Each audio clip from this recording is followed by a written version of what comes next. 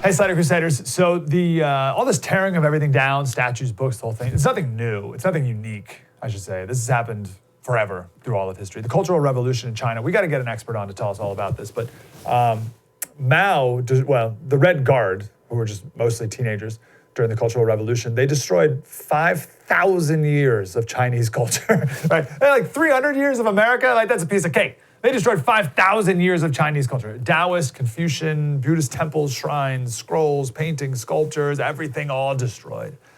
Every culture's done this. They've had their version of it. The Romans had what they called damnatio memoriae.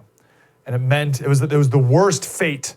Like if you betrayed your country, this was what you received. This was your punishment. And it meant your name and face were removed from everything, right? So your face was chiseled from statues, your name was removed from inscriptions, all of your writings were destroyed, and everything. Like you never even existed. So it was a fate worse than death because you were removed from history like you never were born. And we have our own version of that today, right? Mobs tearing down statues, but also canceling people. You've heard this is like the term, this is the progressive term, like, oh, that person needs to be canceled. Like yesterday, the head coach of Oklahoma State needs to be canceled because he was wearing the wrong t-shirt, right? We got to cancel him. Very similar to damnatio memoriae, right? Why do people do this? Very simply, if you're not building things, it feels really good to tear things down. And if you're not improving yourself, it feels really good to tear other people down. John Cleese tweeted this out yesterday. The tweet was something like, I don't know if this was recorded 30 years or 10 minutes ago. Here's part of the video. Seriously, though, we've heard a lot about extremism recently, a nastier, harsher atmosphere everywhere, more abuse and bother boy behavior, less friendliness and tolerance and respect for opponents. All right, but what we never hear about extremism is its advantages.